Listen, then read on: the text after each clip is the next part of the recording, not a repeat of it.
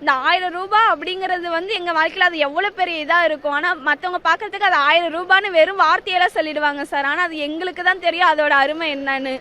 அதுக்கு முதலமைச்சர் ஐயாவுக்கு நன்றி சொல்கிறேன் சார். என்னுடைய ஊருங்கிறது ஒரு சின்ன கிராமம். அந்த கிராமத்திலேருந்து ஒரு பஸ் வசதி கூட இல்லாத ஊரில் தான் நான் இருந்து இங்கே படிச்சுட்டு இருக்கேன். அந்த ஊரில் பஸ் வசதி இல்லாதனால நான் ஹாஸ்டலில் வந்து ஸ்டே பண்ணி படிச்சுட்டு இருக்கேன். நான் பேமெண்ட் ஹாஸ்டலில் தான் படிச்சுட்டு இருக்கேன் தங்கிட்டு. அந்த பேமெண்ட் ஹாஸ்டலில் வந்து எனக்கு அந்த புதுமை பெண் திட்டத்தால் தான் அந்த ஹாஸ்டலே ஜாயின் பண்ணேன். எனக்கு வந்து ரொம்ப ஹெல்ப்ஃபுல்லாக இருக்கிறது இந்த புதுமை பெண் திட்டம் தான். என்னோட செலவுகளுக்கு, என்னோட அத்தியாவசிய செலவுகளுக்கு. வீட்டில் வந்து அம்மாவும் அப்பாவும் விவசாயம் தான் பார்க்குறாங்க.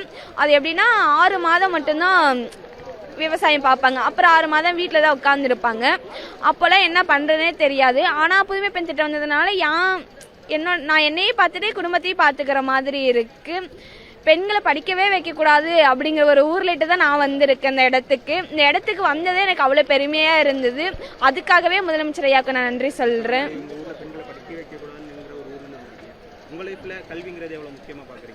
என் லைஃப்பில் கல்விங்கிறது அம்மாவால் தான். நான் என்னோட பெற்றோரை தான் நான் சொல்லுவேன். அம்மா போய் ஒவ்வொரு நாளும் அந்த எப்படி சொல்ல, அந்த மழையிலையும் அந்த வெயிலையும் காட்டில் கஷ்டப்படும் போது நீ மட்டும் இங்கே வந்துடாத, நீ எங்கேயாவது போய் ஒரு நல்ல இடத்துல வேலை பாரு அப்படின்னு சொல்லும் போது அவங்கள ஒரு குறிக்கோளாக வச்சுட்டு தான் நான் இது வரைக்கும் வந்திருக்கேன். இன்னும் முன்னேறுவேன். என் அம்மா அப்பா பார்த்துக்கிறதுக்காகவே நான் படிக்கணும், நான் ஒரு நல்ல வேலைக்கு போகணும்னு நினைக்கிறேன். ஃபஸ்ட்டு என் ஊரை மாற்றணும். பெண்கள்னாவே படிக்கக்கூடாதுன்னு சொல்கிற ஊர்லேட்டு இருந்து பெண்கள் படித்தா என்னெல்லாம் ஆகும் அப்படின்னு நான் அவங்களுக்கு காமிக்கணும்னு நினைக்கிறேன். என் முதலமைச்சர் ஐயாவுக்கு என்ன ஒரு கோரிக்கை சொல்லணும்னா, ரொம்ப கஷ்டப்படுறோம். எங்கேயாவது டக்குன்னு போகணும்னா கூட எங்கள் ஊரில் வசதி இல்லை. ஒரு 2 மணி நேரம், 3 மணி நேரம், 4 மணி நேரம் வெயிட் பண்ணி தான் நான் போகணும். இப்போ நானே காலேஜ் வரணுன்னாலும் மார்னிங் 4 மணிக்கு எழுந்து கிளம்பி வந்தால் மட்டும்தான் என்னால் காலேஜ் டைமிங்க்கு வர முடியும். ஈவினிங் 2 மணிக்கு எனக்கு காலேஜ்னா ஒரு 1/2 அன் ஹவர் அதுக்கு முன்னாடியே நான் கேட்டு போகிற மாதிரி இருக்கும். 2:15 எனக்கு பஸ் இருக்கும். என் ஊருக்கு பஸ் வசதி இல்லைன்னா நான் அதை விட்டுட்டேன்னா அதுக்கப்புறம் வீட்டுக்கு போக 8 மணி ஆகிடுது. அதனால 2 மணிக்கு காலேஜ் விட்டு அப்படி போகிறதுனால பஸ் வசதி மட்டும் எங்கள் ஊருக்கு கொஞ்சம் நிறைவேற்றி கொடுக்கலான்னு நான் கேட்குறோம். அது மட்டும் இல்லாமல் ஆதனூர், சுண்டக்கொடி ஆதனூர்னு சொல்லிட்டு அரியலூர் டிஸ்ட்ரிக்டில். அது மட்டும் இல்லாமல் எனக்கு வந்து நான் அங்கிட்ட என் ஊர்லேட்டு எனக்கு காலேஜ் வரணும்னா எனக்கு ஒரு நாளைக்கு 100 ரூபாவை தான் செலவாகும்.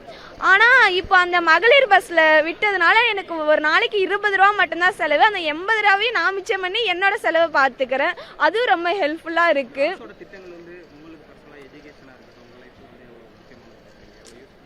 எவ்வளோ யூஸ்ஃபுல்லாக இருக்குன்னா, நான் வந்து எனக்கு நிறைய எப்படின்னா சார், நான் எங்கேயுமே நான் போய் நல்ல பொண்ணாக எங்கள் அம்மா வந்து கஷ்டப்பட்டு நம்மளை வளர்த்து இப்படி அனுப்பியிருக்காங்களே, நம்ம வந்து நல்லா படிச்சுட்டு நல்லா இருக்கணும்னு நினைக்கிறப்போ பெண்களுக்கு ஃபஸ்ட்டு வந்து அதிகமாக தடையாக இருக்கிறது இந்த பொருளாதாரமும் சுதந்திரம் தான் சார். இப்போ வந்து அந்த பெண்களுக்கு வந்து சுதந்திரமாக கொடுத்துட்டாங்க. சில இடத்துல கொடுத்துறாங்க, என் ஊரில் இல்லாமல் இருக்குது, அது ஓகேன்னு சொல்லலாம் சார். ஆனால் பொருளாதாரங்கிறது எல்லா இடத்துலையும் நினச்சி பார்த்தா கேள்விக்குறிதான் சார். இந்த 1000 ரூபாய் அப்படிங்கிறது வந்து எங்கள் வாழ்க்கையில் அது எவ்வளோ பெரிய இதாக இருக்கும். ஆனால் மற்றவங்க பார்க்கறதுக்கு அது 1000 ரூபான்னு வெறும் வார்த்தையெல்லாம் சொல்லிடுவாங்க சார். ஆனால் அது எங்களுக்கு தான் தெரியும் அதோட அருமை என்னன்னு. அதுக்கு முதலமைச்சர் ஐயாவுக்கு நன்றி சொல்கிறேன் சார். என் பேர் அகஸ்டியா. நான் வந்து குந்தேவனாச்சி அரசு மகளிர் கலைக்கல்லூரியில் 3ஆம் ஆண்டு கணினி அறிவித்துறையில் படிச்சுட்டு இருக்கேன் சார். எனது ஊர் பேர் வந்து ஆதனூர் சார்.